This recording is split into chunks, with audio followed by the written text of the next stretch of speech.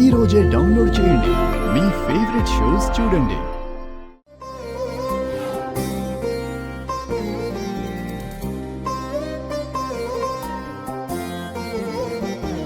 దేవుడా, ఏదో సమస్య రాబోతుందని నాకు అనిపిస్తోంది. ఆ అఘోరి కూడా అలా అన్నారు. నాకేదో జరుగుతుందని భయంగా ఉంది. పెళ్లి కోసం మా నాన్న కూడా చాలా అప్పులు చేశారు తండ్రి. ఎవరికి ఏమీ కాకుండా చూసుకో తండ్రి.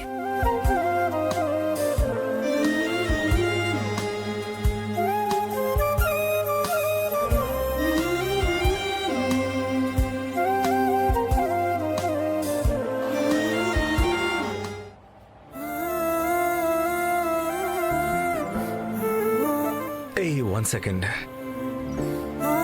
మా గ్రాండ్ మదర్ కాల్ చేస్తుందేంటి? Hi Jaanu, how are you? నేను కాల్ చేసిన తర్వాత హౌ ఆర్ యు అని అడగద్దు. నా మీద నీకు నిజంగానే అక్కరుంటే నువ్వే ఫోన్ చేసి అడగాలి. ఏంటి జాను, ఎందుకంత టెన్షన్? What happened? ఎందుకు రవి 50 ఇయర్స్ సెలబ్రేషన్స్ కి రాలేదు? Janu, I'm so sorry. నేను యాక్చువల్లీ రావాలనే ప్లాన్ చేసుకున్నాను. ఇప్పుడు ఒక ముఖ్యమైన బిజినెస్ డీల్ జరుగుతుండడం వల్ల నేను అక్కడికి రాలేకపోయాను.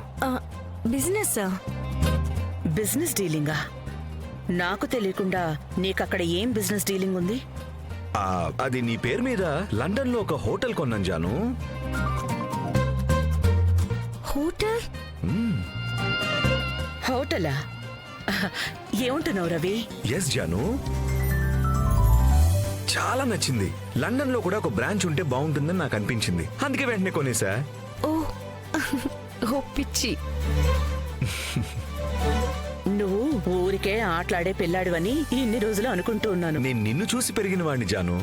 నా రక్తంలో నీ జీన్స్ కొంచెమైనా ఉంటాయి కదా. అయినా సరే నువ్వొక్కసారైనా నా దగ్గరికి వచ్చి వెళ్ళొచ్చు కదా నాన్న. నిన్ను చూసి 10 సంవత్సరాలయ్యింది రవి. వస్తాను. నేను తప్పకుండా వస్తాను జాను. బట్ ఇప్పుడు వర్క్ లో కొంచెం బిజీగా ఉన్నాను.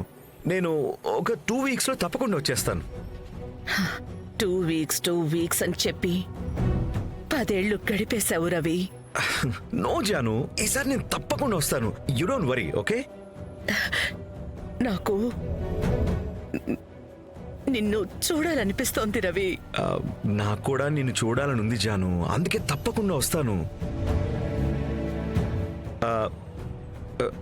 జాను, నాకు ఒక చిన్న మీటింగ్ ఉంది. నేను తర్వాత చేస్తాను. ఓకే, పని చూసుకో. బాయ్. Okay Janu, bye. నా ఇంట్లో రవి ఒక్కడే. నా మీద ప్రేమతో అభిమానంతో ఉన్నాడు. నా వారసుడు అని చెప్పాలంటే వాడొక్కడే.